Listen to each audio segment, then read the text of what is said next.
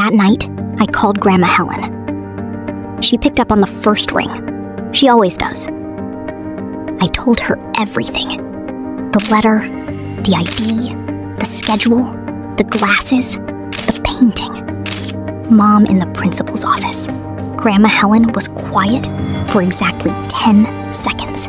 Then she said, "Pack a bag. I am coming to get you tomorrow, and I am bringing someone with me." Grandma Helen arrived the next morning in her old green car with a man I had never seen before. His name was Detective Marsh, private investigator, retired police detective, the kind of man who wears a coat that has seen more courtrooms than most lawyers. Grandma Helen had hired him 3 days ago, the moment I called her the first time. She did not wait for the second call. She did not tell my father. She did not ask permission. She just acted. That is the kind of woman she is. Detective Marsh sat me down at Grandma Helen's kitchen table and recorded my full statement. Every detail, every date, every conversation. He asked questions I would not have thought to ask. He said, "Does Rose have any of your personal documents?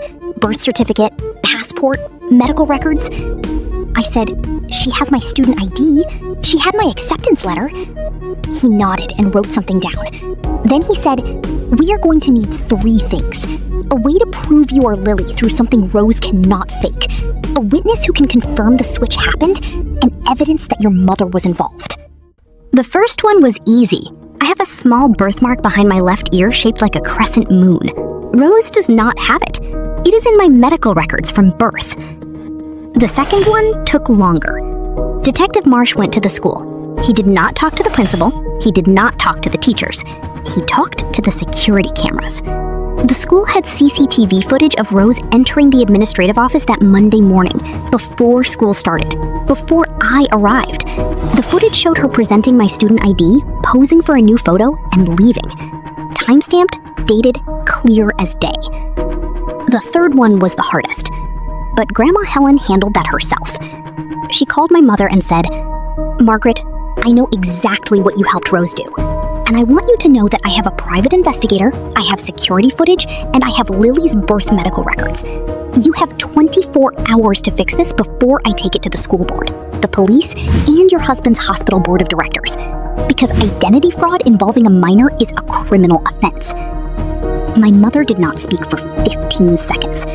Then she said, "Helen, you do not understand. Rose was struggling.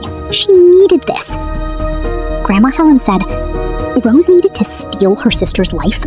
Rose needed to steal her Oxford acceptance. Rose needed her mother to lie to a school principal." Silence. Then Grandma Helen said the thing that ended the conversation. "Margaret, I am not asking. I am telling. You have 24 hours. And the clock started when I dialed this number." 24 hours passed. My mother did not fix it. So Grandma Helen did. She walked into that school the next morning with Detective Marsh, a folder of evidence, and the kind of calm fury that makes entire rooms go quiet. They met with Dr. Aldrich. Grandma Helen placed the CCTV footage screenshots on his desk. Then the birth record showing my birthmark. Then a signed statement from Miss Calloway confirming the painting was mine. Then the recorded timeline from Detective Marsh. Dr. Aldrich sat behind his desk and did not speak for an entire minute. Then he called Rose out of class. Rose walked in looking confident.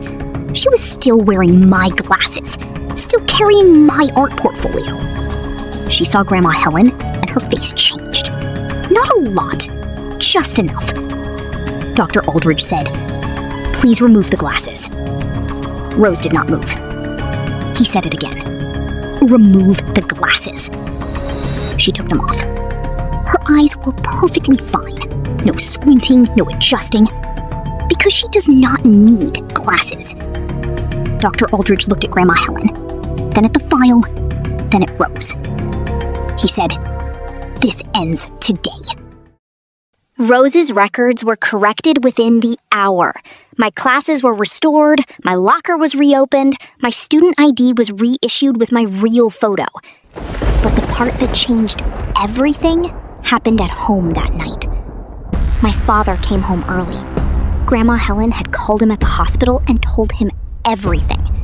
He left in the middle of his shift.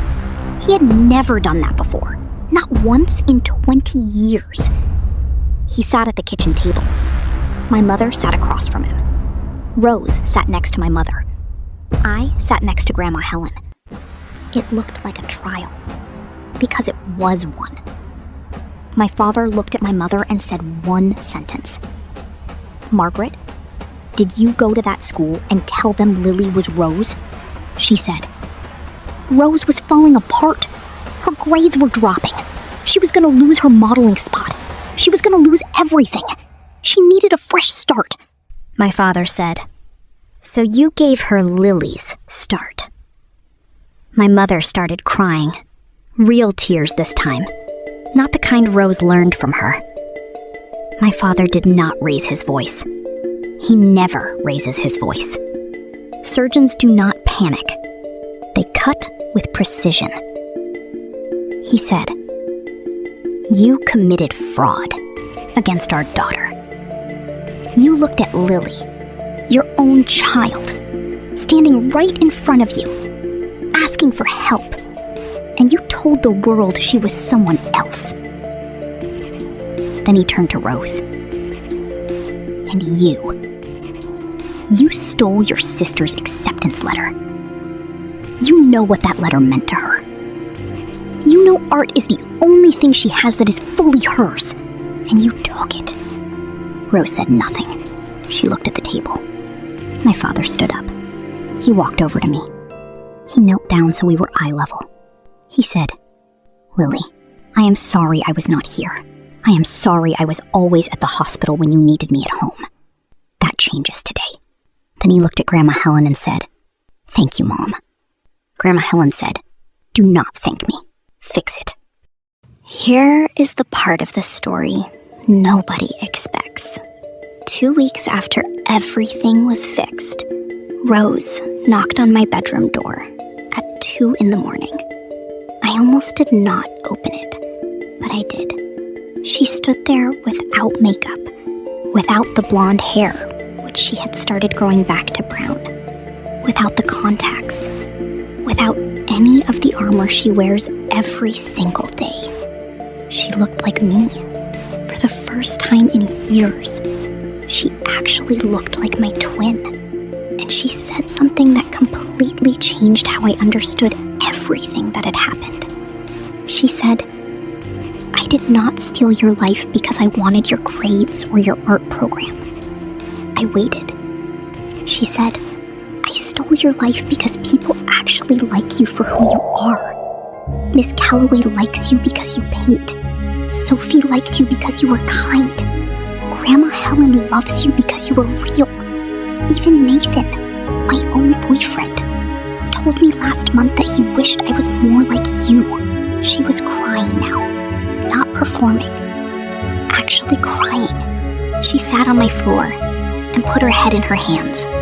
She said, "I did not want to steal your identity. I wanted to feel what it is like to be someone worth knowing. And you are the only person I know who is worth knowing for real." I sat down next to her on the floor. I did not forgive her. Not yet. What she did was wrong, and it hurt, and I do not owe anyone forgiveness on a timeline. But I understood something I had not understood before. Rose was not the villain of my story. She was the villain of her own, and our mother built the cage she was trapped in. We sat on that floor together until the sun came up. We did not talk much, but we did not need to. For the first time in 15 years, we were just twins, 2 girls with the same face, sitting in the same silence, finally seeing each other. Things did not fix themselves overnight. They never do in real life, and I am tired of stories that pretend they do. My father reduced his hospital hours. He comes home for dinner now. Not every night, but most nights. And on the nights he does not, he calls. Actually calls. Not a text. An actual phone call, where I can hear his voice and he can hear mine. My mother is in therapy. I do not know what they talk about, and I do not need to know. But she stopped posting photos of just Rose. Last week, she posted one of both of us, standing in the garden. The caption said, "My girls. Both of us." That is new. Rose is struggling. I am not going to pretend she is fine. She lost most of her friends when the truth came out. But she started doing something I never expected. She started painting. She is terrible at it. Genuinely awful. Her trees look like broccoli, and her skies look like bruises. But she keeps showing up to the art room after school. And Miss Calloway keeps teaching her. And she keeps trying. Last Tuesday, she showed me a painting she made of the two of us. It was messy and the proportions were wrong, and my left hand had 6 fingers. But she had painted us standing side by side. Same height, same face, same smile. Neither one in front of the other. I put it on my wall. Oxford accepted my resubmitted application. The program director called me personally and said she had never received an application story quite like mine. Grandma Helen drove me to the post office to mail the confirmation letter. On the way there, she said, "Lily, do you remember what I told you when you were small?" I said, "Leave marks they cannot erase." She smiled and said, "You did more than that. You left marks that brought someone back." I did not know what she meant until I got home and found Rose sitting at the kitchen table with a blank canvas and a look on her face that I recognized. It was the look I get when I am about to start something new. My name is Lily Parker. My twin sister stole my identity, my acceptance letter, and 3 weeks of my life. And somehow, losing everything helped us both find the one thing we were missing: each other.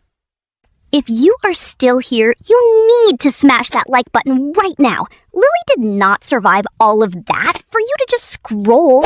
Subscribe immediately, because you need to hear what happened when Lily got to Oxford and found out that Rose had applied too, to the same program with her own portfolio this time. And what happened next is something neither of them saw coming. Drop a comment. Tell me, if your twin stole your entire identity, could you forgive them? I know what Lily would say, but I want to hear what you would say. See you in the next one.